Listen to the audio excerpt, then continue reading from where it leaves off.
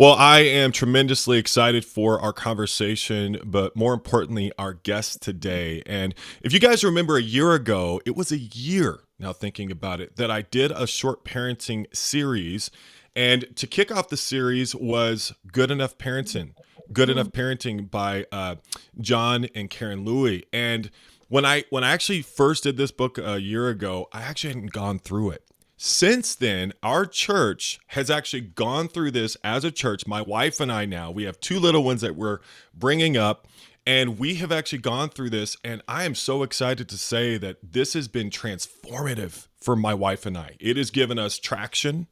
It has given us a sense of stability and some confidence. And more importantly, it's helped us to understand our blind spots that were undetectable. Today, what we're going to talk about is this concept of autonomy support versus autonomy granting. And I think a lot of us as parents are in a dilemma. We want to be accepting, we want to be tolerant of our children and so forth, but I think we're struggling if, let's say, we don't agree or we don't approve. What do we do? How do we still love our children unconditionally? And who better than Karen Louie to help us have this conversation? And as I was thinking about this, Karen, I was thinking my audience knows you, they know of your material and so forth like that. So I don't need to do this long introduction, but I think that there's a lot of folks right now when it comes to this idea of supporting our children, because many of our children maybe haven't done what we thought they were going to do or what we wanted them to do. A lot of parents, I think, are just confused and they don't know what to do next. And so, Karen, I am so excited to have you on to help us to talk through this a little bit today. So thank you for coming today, Karen. Thank you. Thank you for having me. And I think you know by now, I love to talk and I love to talk about parenting and I love to talk about things that are going to help parents. So I am so excited to be here. Oh, yeah. I'm excited that you took the time. So let's just do a brief recap. First of all, if you're watching this, again, a year ago, I did an interview. It was just John. Karen wasn't able to make it, but I did an interview going through the GEP program. If you want to go back and look at that after this interview, you're more than willing or welcome to go and do that. But let's just give people a brief overview of why you and John decided to Mm. begin GEP in the first place. Sure. Thank you. I love even talking about that. So, what happened? They're like, I look at it like a bicycle wheel that has a bunch of spokes because Yeah. most things that are spirit led don't happen just because of one thing. It's like a Hmm. few things all kind of converge together to make it happen. So, several things with GEP. First of all, John has a brother who is 17 years younger than John. Wow. When John's father passed away, John sort of had to, become in some ways not really his dad, but at least kind of make sure he was okay. And as we had him live with us, for example, when we were in Australia for 2 years, leading in the churches there, and and then when we came back to Singapore, by this time, John's younger brother was doing what they call pre-university in the British system. And so at that time, he came to us and shared some things from his life to us where we thought, you know what? We know nothing about parenting teens. And by this time, he was, I think, 19 years old. And we thought, wow, because we'd felt kind of secure, like our kids were, 6 or 7 by that time, and 5. We kind of felt like we knew what we were doing in those early stages, and we'd gotten tons of, great parenting feedback from other church leaders and whatnot. But we thought, man, we know nothing about parenting teens. So that was one little aspect of this. Another aspect was when we had arrived back in Singapore at the end of 1998, after having been in Australia, we did a survey with our church there in Singapore of all the people that had been around in the early 4 years when the church was just started, when John and I were there. And we literally asked them at that time to write essay question type answers on what did they remember from the time we were there that went well and they wanted us to keep doing, and what did they not want us to do again. And that was a very fun discussion and made for many great answers. However, the number 2 answer that came out was, we need marriage and parenting help. Mm. Because while you guys were away for 7 years, many of us got married. We know nothing. Please help us. And some of us have kids. So that was reason number 2. In the year 2000, we hit 1,000 members at that time. And we felt like, okay, if our church is in a first world type city like Singapore, we should at least have some kind of homegrown hope program that our Christians can do themselves. And we were already doing different kinds of volunteerism, and certainly we were um, donating a lot of money as a church, and had in fact had already built an orphanage in Jakarta, outside of Jakarta, with money from Singapore. So the Christians were very generous, but we wanted something people could do and be a part of more. So we started praying for wisdom. God, help us know what to do for a hope program, a local hope program. At that time, something came out of the newspaper advertising a parenting education leadership training course that was going to be offered by the head of the social work department at the National University.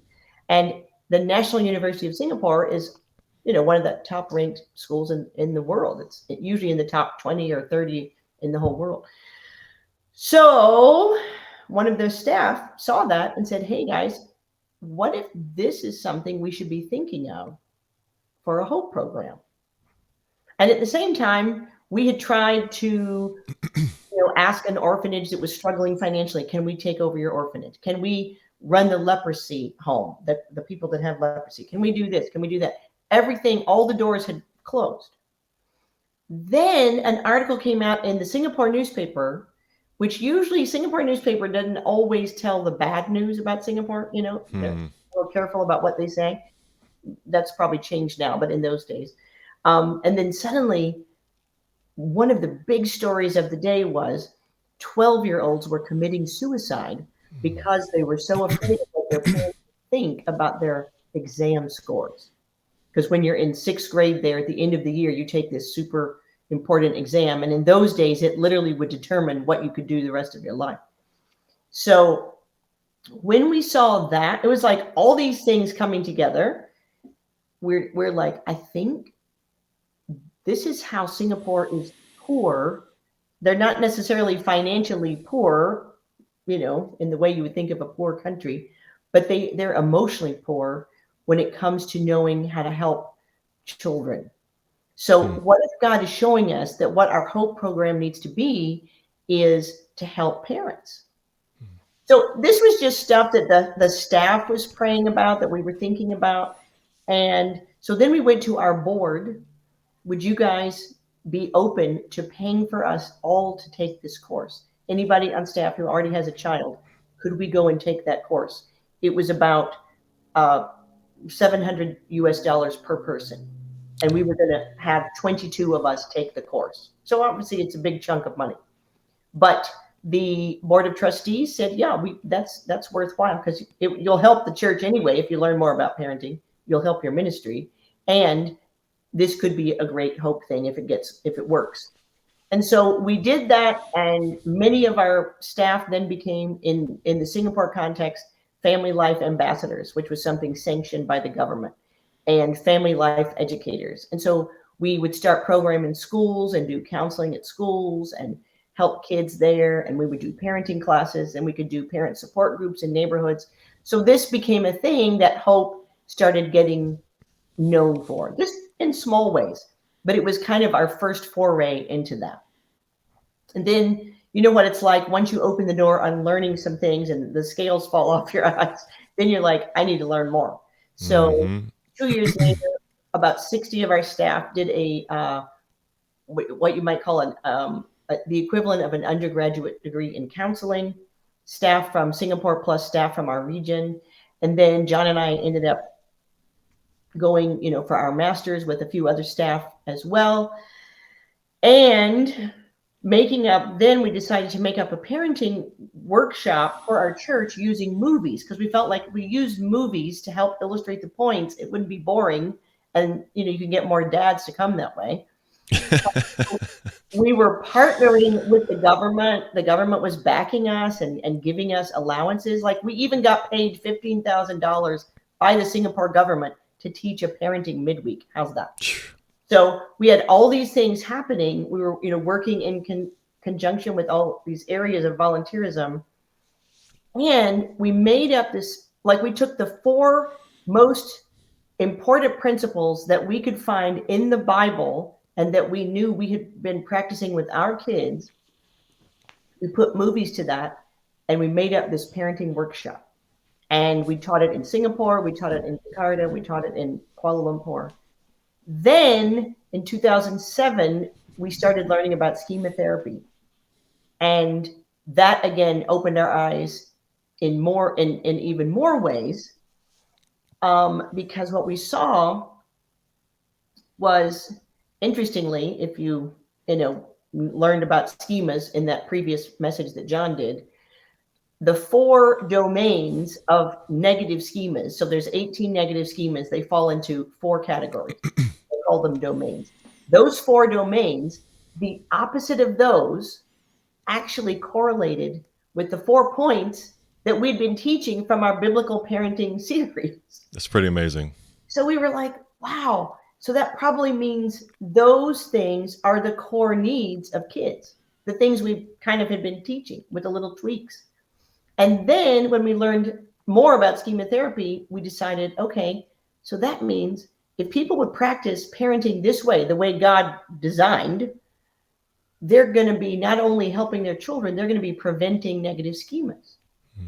So at the same time, John had asked a lot of the elders in the ICOC, can you guys make up a parenting program? Because Sam Lang had come to Singapore and told us, whatever you do, make sure you don't allow your teen ministry to get where there's, all these teens not getting baptized, because the parents will get depressed and lose faith. So that was something that was on John's heart. Sam had told him that, and he was like, we got to make that happen. So he asked different elders, okay, guys, you helped your kids become a Christian. Can you help us make up a parenting program? And every one of the elders he asked said, that's a great idea, but we don't have time. So all of these things came together. That's what made Good Enough Parenting. Yeah. I'll say this as someone who I was trained as a marriage and family therapist, so we have a lot of modalities and concepts around systemic thinking, and also being trained in trauma where you encounter those schemas and how they get encoded in the body is very violent, right? Our schemas carry energy. Either way, and without question, I found Good Enough Parenting to really intensify my understanding of marriage and family therapy and trauma. And it's all connected. And that's what I found has been so helpful. And it's helped me to understand, some of the things I have in terms of my story, that's already affecting my kids without my awareness. And that was illuminating. That created a series of awakenings for me, Karen. So I just want to say, before we get into the next piece, thank you to you and John. And I mean this. My wife and I are trying to break generational curses. And you can't do that without being good parent. You can't do that without being a good parent. Like there's a science to parenting. And so I think that's a challenge for a lot of people. It's like, there's a science to parenting. No, it's just, no, it's more. Anyway, I didn't realize that till I went through it myself. And so it was an incredible journey for my wife and I. Let's get into this idea of autonomy granting versus autonomy support. And if you've got your Good Enough Parenting book, those of you that have been through the program, I've got mine. I know you do. Page 56 and 57 get into what do we mean by autonomy granting and autonomy support. And so what I want to do is give you a moment to clearly define what is autonomy support and what is autonomy granting. And then we're going to go from there. How do you teach it to people? Awesome. So I have to say where these came from, okay, as I start this definition. So what Kyle is referring to are two of the seven aspects of nurturing interactions that came up in John's research in his PhD when he did his PhD. So John literally interviewed thousands of people, by giving surveys out in multiple churches around Asia, and then later even in Africa and also in America. And so basically, in a universal way, these were the nurturing interactions that surfaced. Hmm. Why were we focusing on nurturing interactions? Well, because of Ephesians 6:4 that says, Fathers, do not exasperate your children, but bring them up or nurture them. The Greek word can be nurture or nourish. Bring them up / nurture them in the training and discipline of the Lord. And what often happens when parents are trying to parent their kids in a godly way is they end up exasperating them in the training and discipline of the Lord. And so we were trying to say, okay, remember it says don't exasperate, but nurture. So how do we nurture? So John did the research was on what are the points that exasperate. So we have 10 points of exasperation. Again, it's a biblical concept. So it basically the research shows you specifically how to practice that verse. And then 7 points of nurturing interaction.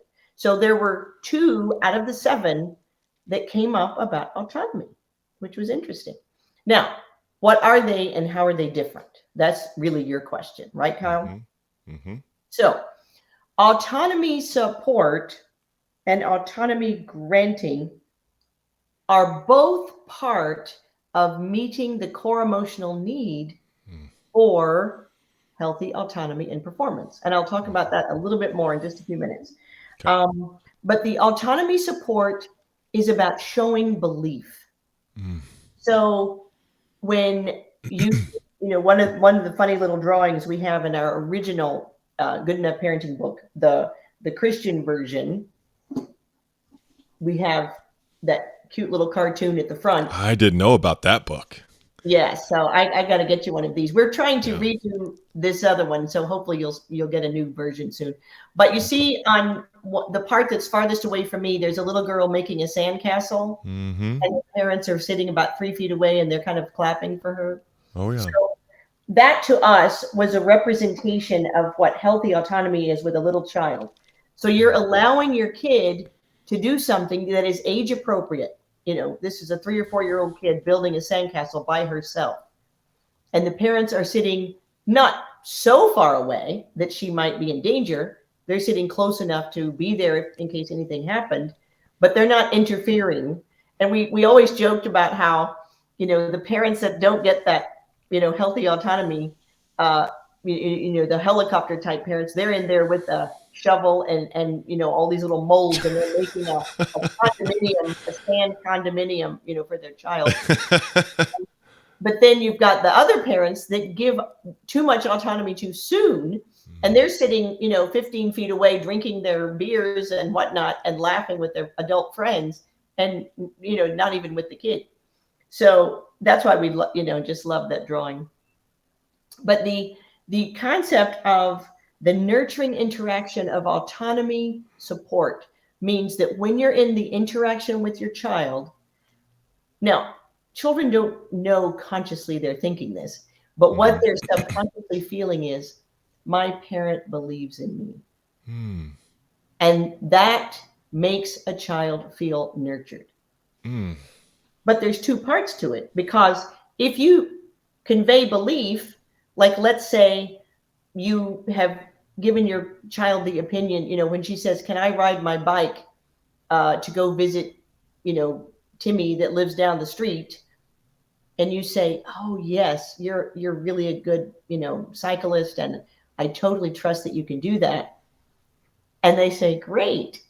And then you say, so are you going to buy me a bicycle? No. Okay. So that's the granting, is that's where it's not just talk or belief, but that you actually do it. Hmm. So I love the when we teach this in the workshop. If you remember, from when we were in Omaha, you may have seen it.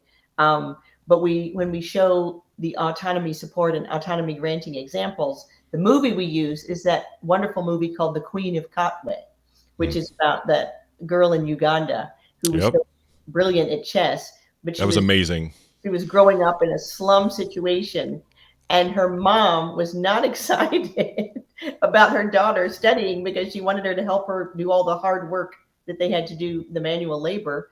But she begrudgingly gave in. And then she begrudgingly, like, she granted the autonomy, she allowed it, but she didn't have the support. She didn't believe it. And even when the daughter wanted to read at night and study, she was like, no, we don't have enough wax. We don't have enough paraffin for the lamp. And then later, when she saw how much joy it was bringing to her kids, she changed her mind and then she started believing in them Mm. and even went to buy the paraffin, and to me, it's just a great story. So does that answer your question? What's the difference between autonomy granting and autonomy support? It does. I think the as I think about my life and my relationship with my children, I now see how important this truly is because Mm-hmm. I think about the people in my life who I miss the most right now, Karen. My grandparents, Mm-hmm. different mentors. You know what I miss the most? I What's that? miss their belief Yeah. in me. And I didn't know now as an adult, I didn't realize how much I needed that. Mm-hmm. And I think as parents, maybe we don't realize how much our kids need our belief. And we're the only ones. I mean, it's just kind of interesting as a parent. I'm the only one who can give my son from his father that Yeah. approval. I mean, it's amazing. What a tremendous responsibility. Absolutely. Absolutely. And one of the things we open our good enough parenting workshops with often is what we call the parent self-esteem story. But I Hmm. there was a time when, is it okay if I tell that story right now? Please, yeah. Um, so this is the true story. When David, our son, who's now 29 years old and has two kids, but back when he was 11 years old, David always had a very healthy self-esteem. Yes, he has a lot of healthy belief, I'll say. Yeah, Amen there to we that. go. And part of that, I think, is just his inborn temperament as well. I can't I Yeah. can't say that was all from us.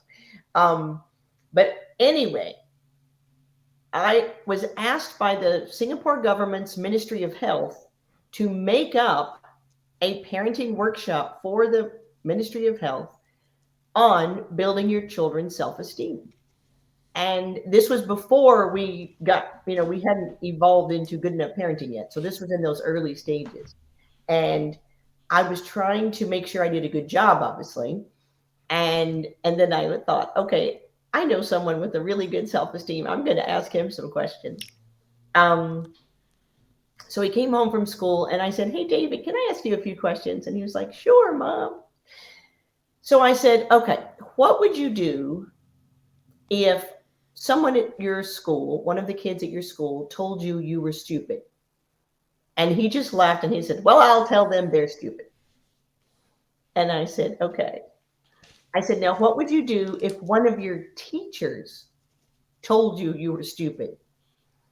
And he said, well, I guess I wouldn't tell them they were stupid, but I would think it. And Hmm. I said, amen. And then I said, one more question. What would you do if I said you were stupid? And then he looked a little bit sad and he said, I think I would get mad, but I also might believe you. Mm. And that's kind of the answer I was I was assuming he would say that, but I didn't know for sure. But I was able to use that when I taught that workshop, at the Ministry of Health, because I wanted people to know your kids listen to you. Well, Schemas, negative schemas and positive schemas, are mostly formed in the first 10, 11, 12 years of a child's life. And so, of course, later they start listening more to their friends at times. Um, but in those early years, as the parent, you're almost like God, and they get what you give them. So as parents, you're right. We have that responsibility to believe in our kids.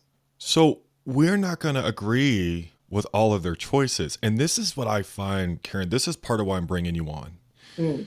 Let's rewind the clock a little bit. And this isn't just specific to a fellowship or a stream, although many of my audience are familiar with a specific culture that I'm partly referencing here. Hmm.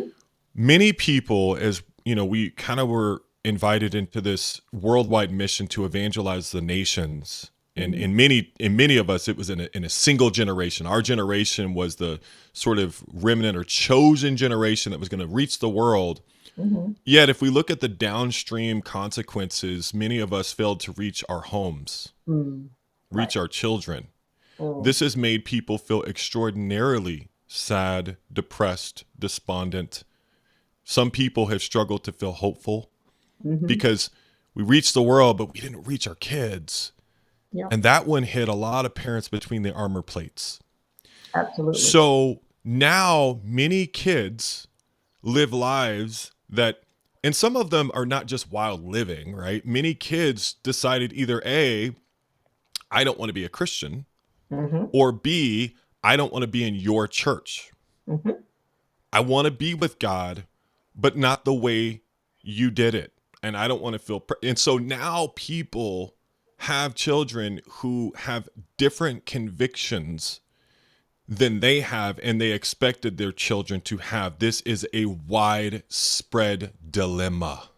Absolutely. Widespread. It's all over the place. So a lot of parents, and I know this from ministering to people, from doing coaching, from emails. I mean, I get bombarded with people who they're trying to figure out what the lifeline to their kids is now. Right. They've lost their influence. Either their kids are pushing back on them, whatever. But now parents genuinely don't agree with certain lifestyle choices within their children. And it's Mm. not just, oh, I left the house and I'm living differently. I'm talking there are parents who are trying to figure out what to do with their kids that are still in their home, but don't want to be a Christian and don't want to internalize that ethic of a Christian.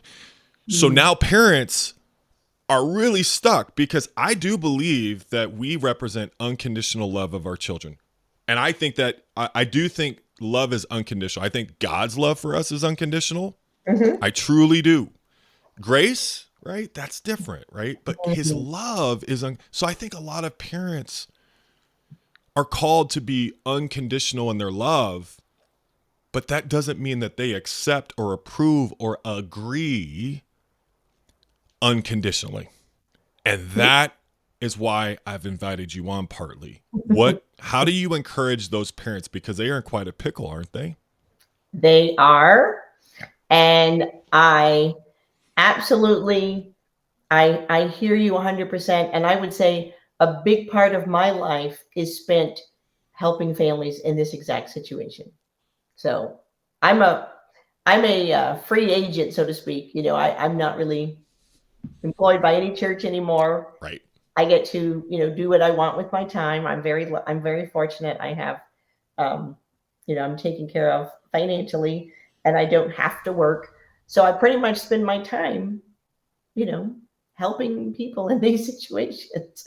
And I love doing that because it's my heart. I kind of even in fact even look at the passage that in John 15 where Jesus says, "Go and bear fruit that will last." Part of what Mm. I see is my mission in God's invisible church is to help people uh you know like for instance, if someone is helping their child become a Christian, I want them to see that as an ongoing role that they're going to be helping them to stay faithful. The goal is not Ooh. to get them baptized, it's to get them to heaven. Right. And that may end up looking differently than what they thought it might look like. Right. Right. Um, but I see that certainly as my role. And I love talking about this. We have a component of our program that we don't teach when we teach good enough parenting just because it takes too long and it's overwhelming.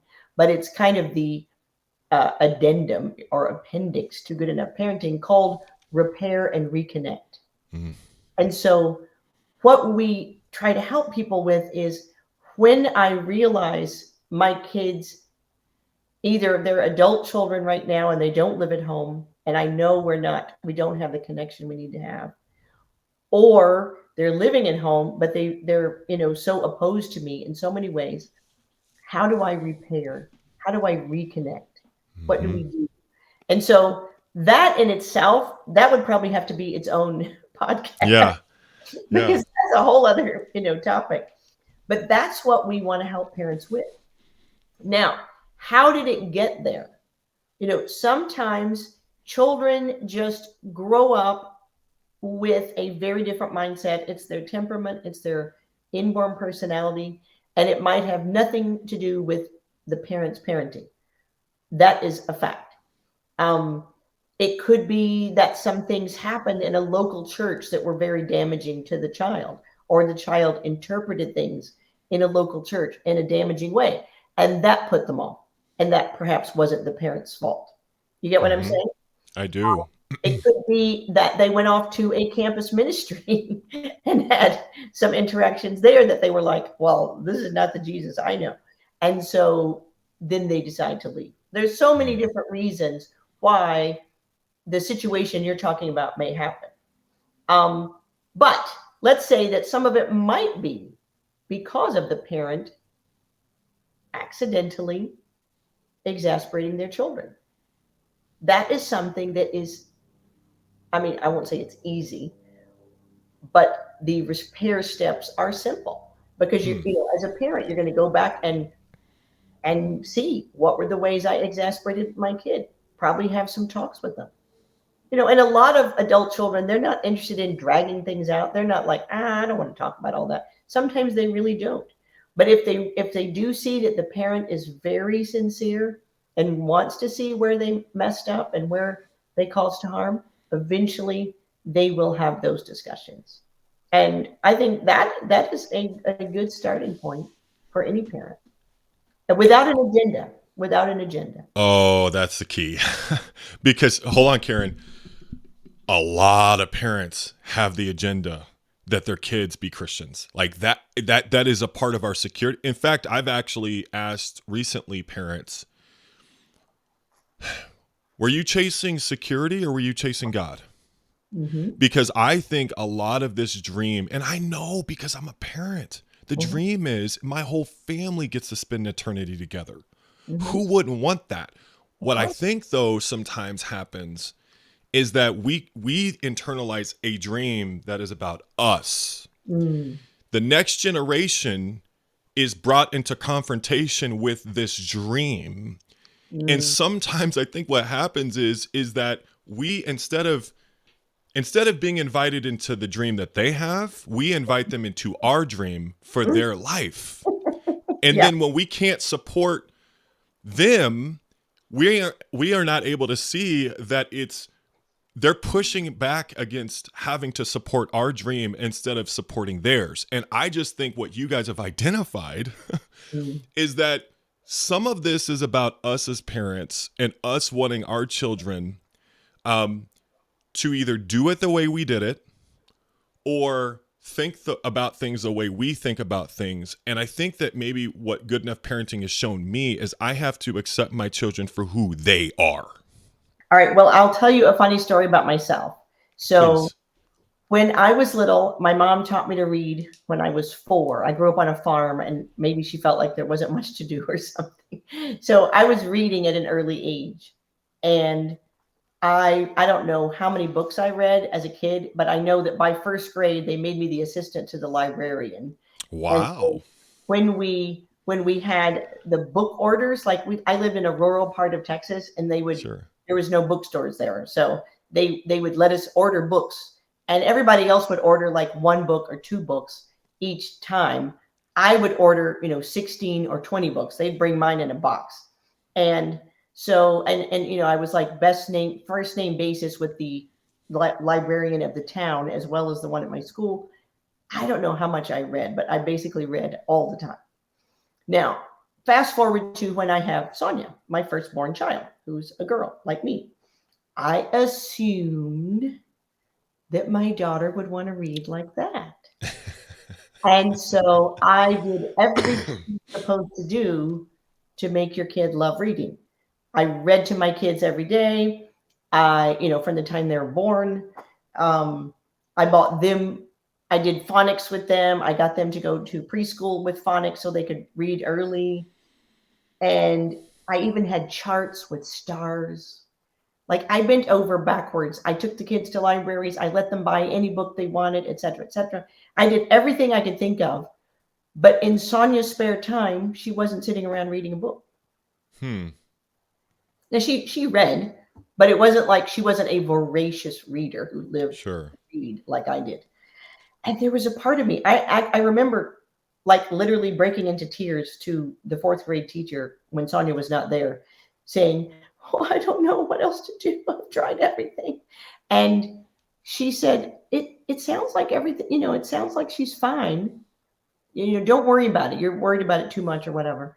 And I was trying not to let Sonia see this. Obviously, I was doing this was all in my own head.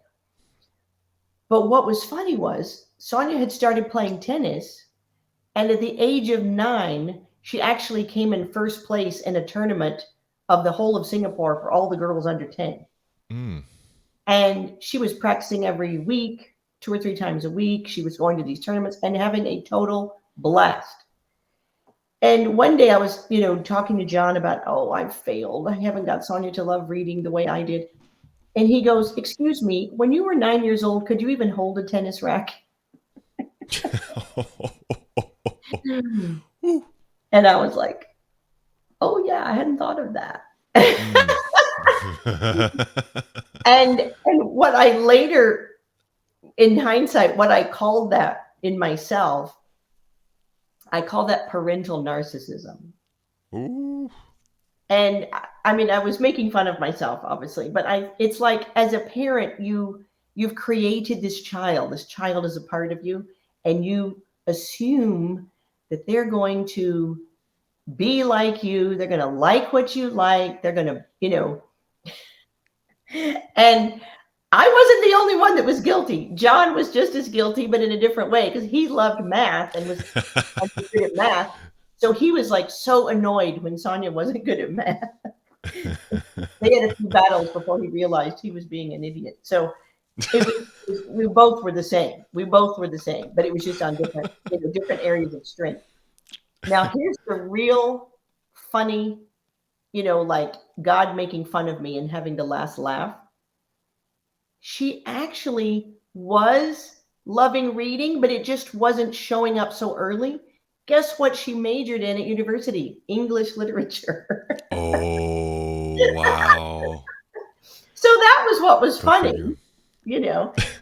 And I just was like, I was such an idiot. So luckily, I was not paranoid enough that I was like freaking her out with that. I was kind of doing it like John and I knew I was freaking out, but she didn't know.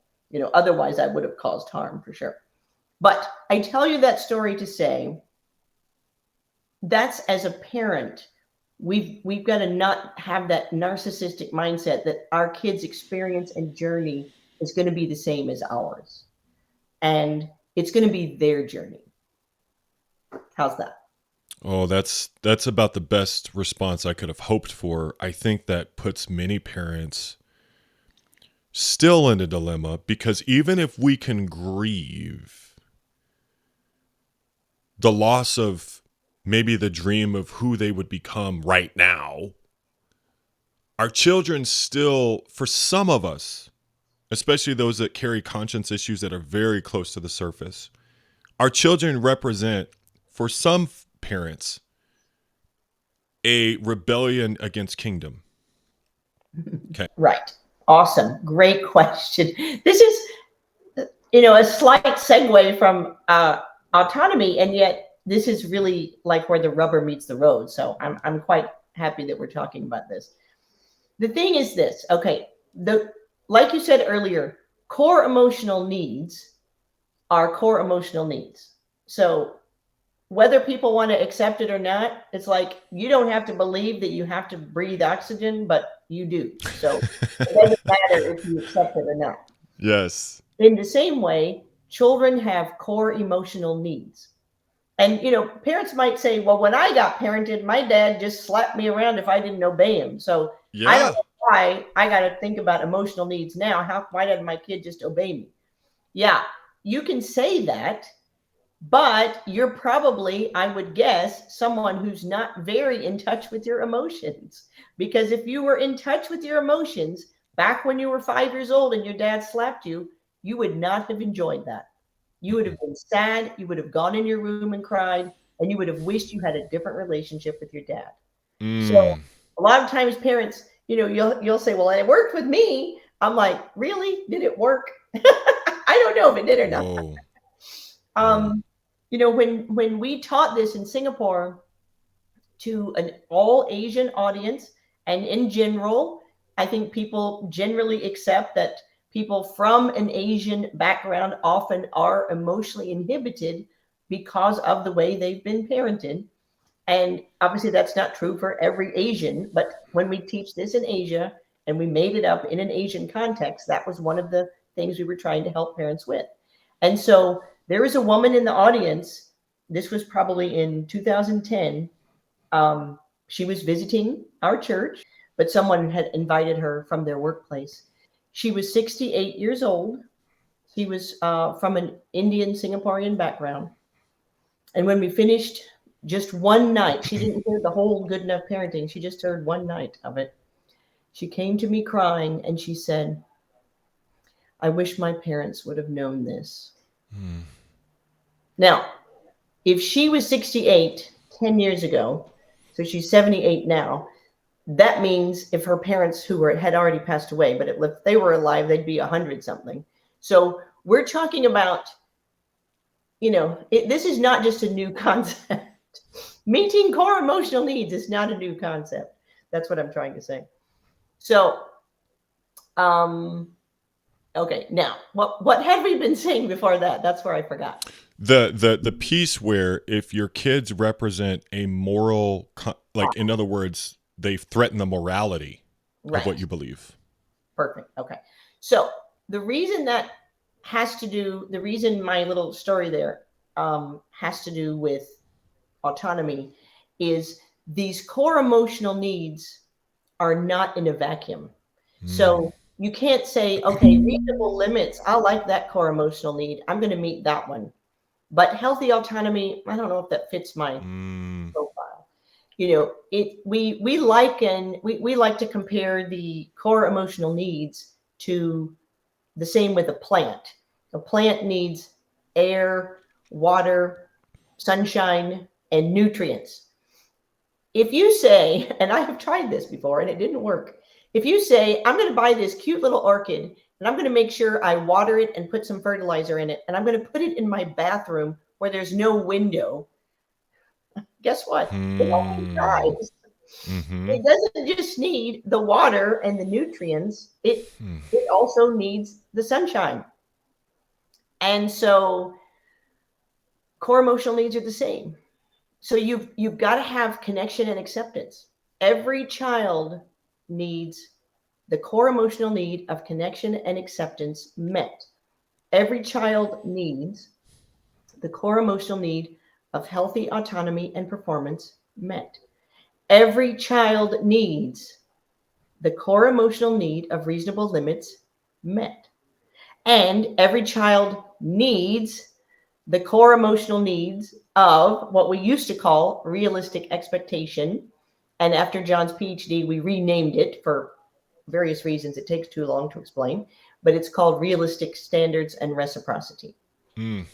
Kids need that met.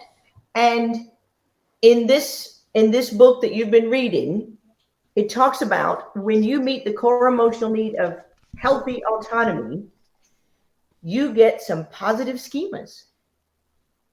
The positive schemas you develop when your parents meet that core emotional need, you get healthy self-reliance and competence. Doesn't every parent want their kid to have healthy self-reliance and competence? And you get the core emotional need, you get the positive schema of healthy boundaries and a developed self. Right.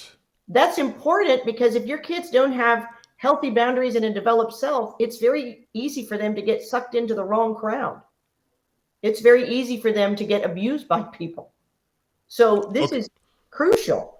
And then lastly, they develop the positive schema of stable attachment, which means they're not going to have abandonment issues. So I'm telling you, it's really important to meet this core emotional need. Now, if you meet this when the kids are little, if you're lucky enough to be able to learn this kind of stuff when you have young kids, which praise God, Kyle, you are, Mm-hmm. but in that way, then amen. As your kids develop this in a healthy way, that's going to promote eventually, them uh, probably adopting some or most of your values. But when parents have not met that need when the kids are Right. young, okay, now, and again, it's not, I'm not saying everything is due to the parent. There's so many other factors too. Right. But let's say there were some things done that the parents look back and regret and realize, yeah, that wasn't the best. It's okay. Now we'll have to do repair and reconnect. Exactly. Which we're going to be doing as a church. So we just finished 2 days ago. We just did our last midweek on what we learned, like a recap on Good Enough Parenting. So Mm, people were able to share kind of what they took away. But we are going to do that last piece that you're talking about, that addendum piece, the reconciliation piece. We are going to do that. I find that to be probably one of the most important needs mm, going on between parents within, a lot of fellowships, but specifically the one I'm thinking of, and their children. mm, And the healing that needs to take place in those relationships, in some ways, is paramount. mm. And so the other thing, it's funny as we're talking, I like talking to the people who actually invented the program, because as we're talking, I'm like, it's clicking even further. So what I'm hearing you say to some extent is, we as parents have values. A lot of times, if we're Christian, we have internalized values from scriptures. We've internalized the morality and the priorities of Jesus when we become disciples. Amen. However, what I'm hearing you say is, with our children, if we do not meet their core emotional needs, Mm-hmm. it blocks the transference, it blocks the transmission of those values. And our Absolutely. children, they do not internalize them because we have relational barriers, not doctrine, Mm-hmm. not theology, not all of the things that we could get into, Mm, but it's the relationship. Because to your point, parenting isn't just an art, it's a science. And I think, Karen, and I found this in our congregation too, initially there was some pushback because people wanted more principles. They mm-hmm. wanted to know biblical principles. What do I tell my children to arm them? What do I do with my children? And it's almost like that was a signal that we don't get it, Mm, because we would rather focus on indoctrinating our children than our relationship with our children. Because as parents, we believe that is the task that God has assigned us with, is indoctrination.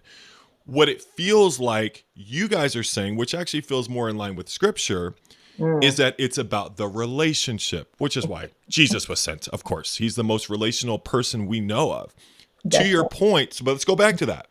I'm smiling because I'm loving everything you're saying. Is what you're saying is that the relationship is the barrier for Mm, many children who do not internalize their parents' values. Is that fair? I just want to make sure I'm right on that. absolutely. And I don't want people to think I'm pointing a finger at them or being judgmental, because I think being judgmental is the worst thing we do as a Christian. Wow. And when, in fact, my daughter and I, back when she was in campus, we got annoyed at some people for being judgmental. I won't go into details, but we started laughing at ourselves because we found ourselves being judgmental towards the people that were judgmental. After that, our prayer, my daughter and I, our prayer was, Lord, help me to not be judgmental towards the people that are judgmental. But isn't that what we do? Satan will find a way to ruin what is good. Mm, And as soon as we find that we learn some things that helped us be more Christ-like, we start getting self-righteous. As soon as we mm, see something that we needed to work on ourselves, then we judge someone else for that. And yeah. and just in general, let's say with kids and generational stuff, a lot of the people that are in that early ICOC, conversion, or people that were converted in the 70s and 80s, like we were talking about, that Jesus Revolution movement Mm-hmm. kind of people. A lot of us had been sort of wild, in our teenage years. I'm not saying anything about you, but Right. just myself. And we came out of that. We were, I suppose we embodied some of the things that came out of the 60s. And there was a lot of, we'll just say there was a lot of sex, drug, and rock and roll stuff going on. Mm-hmm. And so when we got converted, we wanted to leave that behind completely. So, many of us, well, we even stopped drinking. We're like, I'm not going to drink. I'm not going to do that like I used to do. But then what do we turn around and do? We're judgmental towards someone else when they had a glass of wine. Or let's put it to our next generation. When our kids, let's say, when because I wore extremely promiscuous looking and revealing clothing as a teen. So then when my daughter is a teen, well, I don't want you wearing a mini skirt or a skirt that's too short, because that's not right. Or you shouldn't wear spaghetti straps, sweetheart. That's not good. So I start putting things that are not particularly biblical precepts, but I start putting some, kind of applications onto my child. And, if you see in a kind of a macro way, you can see the kids talk about it now as purity culture, you know, Oh kids, yeah. kids from the evangelical churches, Baptist or whatever. This is a big talking point, because they feel like they're judged just for showing up to church looking like a girl, or like a woman. And they don't know where that comes from, where it's the people my generation, it's like we were so disco queen era or whatever, that we were kind of like, I'm not going to be that way.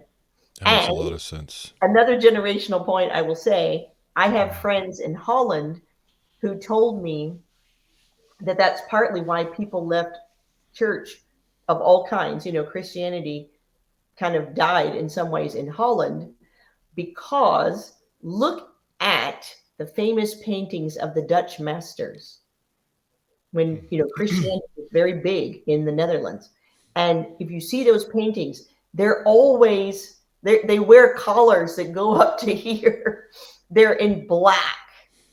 It was kind of like depressing. And they told us that's why it's hard to have a Bible study with someone in Holland. They're like, you go to church? Why?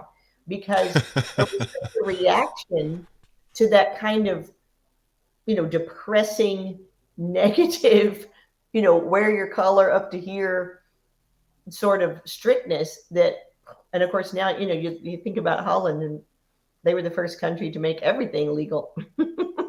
So let's move to our last question, and I want to take everything we've talked about. Okay, so now we know autonomy granting versus autonomy support. We have a rough idea, sketch of what it is. Mm-hmm. Now, very briefly, let's just consider the implications for a church community. A church community is constantly bringing people from newbie to apprentice to friend. In other words, there's a stair step of growth and maturity. You don't always remain an intern. You're not Yeah. always going to be a campus ministry without a marriage and a mortgage. Mm-hmm. You're not always going to be this person who doesn't know anything. Mm. You're going to at times evolve and mature. Mm. And so certain cultures that continuously, let's say, infantilize their population, and we don't mean to, it's not like we want to keep people in this stuck position, but I have this little book upstairs, and I sometimes read it to my son, and it's called If I Could Keep You Little. Mm. And that book gets me every time, Mm. because there is a part of me that loves this moment with my son. Of course. I love this moment, and I can't keep him small, Mm. which means I won't always be the one protecting him. So I understand the posture that many churches are in, they love their people. They Hmm. want to protect their people. Yep. And yet, a lot of people feel like kids who can't think for themselves, make their own decisions, and there's this permission based ethos. Hmm. And so, I would just love for you for a moment. Has autonomy granting and support, has it created any sort of enlightenment of kind of how this functions across the church? I'm just wondering. Well, I'm not sure it's created any enlightenment to anyone. I think it should create some enlightenment, not because, um, of course, that we say it, but just because it's a healthy principle. And again, with there's a lot of parallels between how God treats us as His mm, and how, as parents, we are to be with our kids. One time, I was visiting a congregation in Asia, and John wasn't there. It was just me and another sister from church, and we brought our daughters, and we all went to this city and had fun, just as a girls' trip. Well, little did I know, they heard, oh, Karen's coming. They planned for me to hey, teach the Wednesday night midweek, and there were brothers there too. And I normally, unless I'm teaching parenting, I probably had never spoken at church by myself like that. wow. So I was kind of thinking, well, what should I do here? And I thought, well, I'm very comfortable teaching parenting. So um, I taught a lesson on how God meets all of our core emotional needs. Mm, And He, meets our need for connection and acceptance. He loves us even when we're sinners. He always wants a relationship with us. He meets our needs for reasonable limits because He allows us to have free will, but He also gives us guidelines and boundaries and tells us no.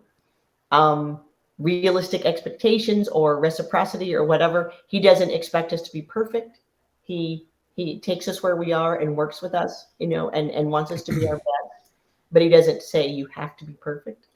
And then mm, last but not least, since we're talking about autonomy, He gives us healthy autonomy and performance, meaning He expects us to grow in our performance.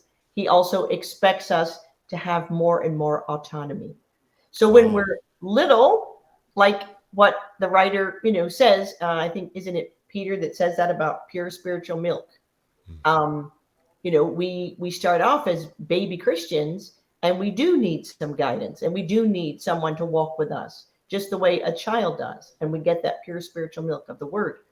But then later, like it says in Hebrews, we're supposed to be ready for some meat and some solid Mm-hmm. food, and that means that as a church leader, I think what we have to do is, just like a parent, you're preparing your kid to be able to go out on their own. The goal isn't I want to control my kid until they're in the, until I'm in my grave.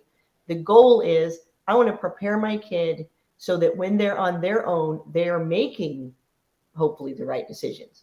That's the goal. It doesn't always happen, but that's your goal, and you can do your best, and that's all you can do. But part of doing that is meeting those core emotional needs. So as a church leader, that's the same thing. We're not supposed to be, like micromanaging every single Christian decision that this person makes or life decision. We're supposed to equip them as a church leader so that they can then make the best decisions. Now, most of us as church leaders, having been a church leader for many years, I would say we fail many times, but that certainly should be the posture that we approach. Well, you guys were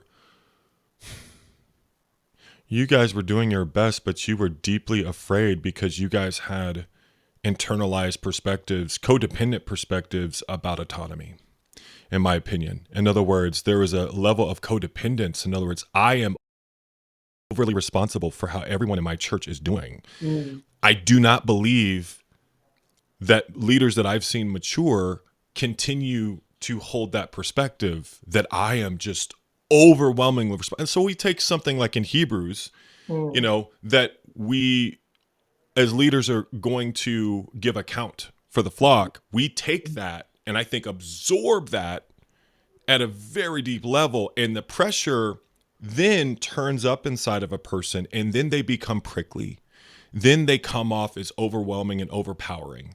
Mhm. And I think what people don't understand, Karen, and I really want to start talking about this more, people have to get to the core of why, let's say, a leader becomes toxic or a leader becomes overwhelming. There is a pressurized, there's this like responsibility wound going on, I think, in a lot of people, a responsibility distortion. And so, what I love about what you're talking about, and I actually think, and I'm not just saying, I'm not trying to shut on anyone, Mhm. but I actually think it would be liberating. I think it would be unburdening for Mhm. people in a leadership position to understand the concept that you're talking about because it would set them free too. Absolutely. Absolutely. Thank you for saying that. I totally agree. And I think for those of us that are from the, background of churches, family of churches that we're from, there was this big shift in 2003.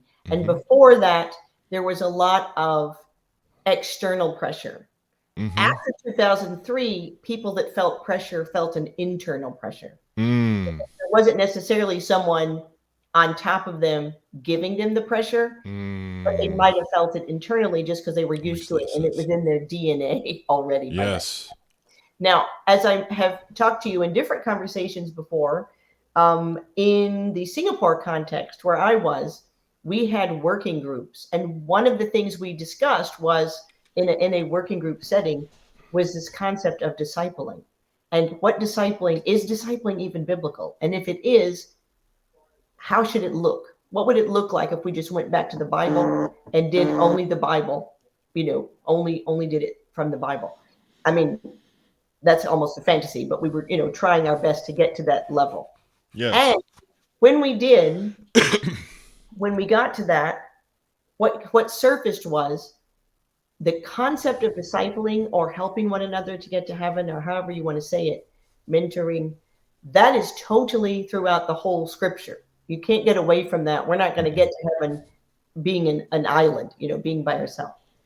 However, we felt like where we had gone wrong was by mandating who should disciple who, for one thing, because we realized people love discipling when they love their discipler. They get along with their discipler. They love discipling. Amen. Oh. That was a big one. That was a big learning point. Another learning point was it doesn't have to be just two people in a relationship. It could be group discipling. Some people feel more confident in a group. Some people like the one-on-one. And then the other thing we said was, and this is especially about autonomy and age-appropriate autonomy, it shouldn't be 1-over-1 forever. It should be 1-over-1 discipling when a person gets baptized, when they are a new Christian starting out, and you are their big sister or their big brother holding their hand and helping them. But within a very short span of time, it could be 6 months, it could be a year or two, they need to have one-on-one discipling as opposed to 1-over-1. And we we Wow. we, we taught that in Singapore. That was what that working group revealed to the whole church. And what we said was we have taken on too much responsibility for that person's spirituality. And at the same time, as John and I were learning things, studying counseling and different aspects of counseling, one of the precepts in solution focused therapy, which we started looking at in 2006, one of the things they say there is you should never be more invested than the client is in change. For sure. For And sure. so if you're trying to disciple someone to do something and there's what psychologists would call resistance, then you're going about something the wrong way. The person has to want it. This has to be self generated. And so that's what autonomy is about. You're giving people autonomy. They're going to grow and change at different levels. And I remember as we were talking about this concept, there was a particular sister in our church who would always dress differently than everyone and just always kind of did things like to the beat of her own drum. And someone made a comment about them that was, on the judgmental side. And one of the women in my core group at that time had such a good reply. She said, "Well, maybe her view of God is just slightly different." Hmm. And I loved that. I thought, what a Wow. beautiful way to reframe that. And praise God, and that sister who does things a bit differently, she's one of my best friends, and she's, doing just amazing things for God many years later. But I would say we have to be able to give people freedom to make mistakes, freedom to sometimes do things differently, and at the same time be secure ourselves as we give the tools. That's our job. I think that this in a lot of ways is a master class. And I would love to create some version of a master class on so many of these things, and you would be one of those people. You would be one of those people that I would tap. You have throwaway comments that are would be blog posts. Just seriously, Karen, you you're a specialist, and I just want you to know that I feel so blessed from this conversation. I feel more blessed than I would have expected. This was incredible. Thank you for your time today. I want to tell you what I tell all my guests: we are with you, and God is for you, my sister. Please do not stop. Don't stop. Thank you. Thank you so much. It's a privilege to be here with you, Kyle, and you're one of my heroes. Oh, that means a lot, more than you know. I'm about to actually run off for a discipling time that I'm late for with Tim, but I just want to thank you. And if you're watching this, I want to thank all of you for this conversation and tuning in, and all of you who watched the whole thing. Some of you watched this over and over. I just am so humbled by it. I hope this was a blessing to all of you. We'll see you next time.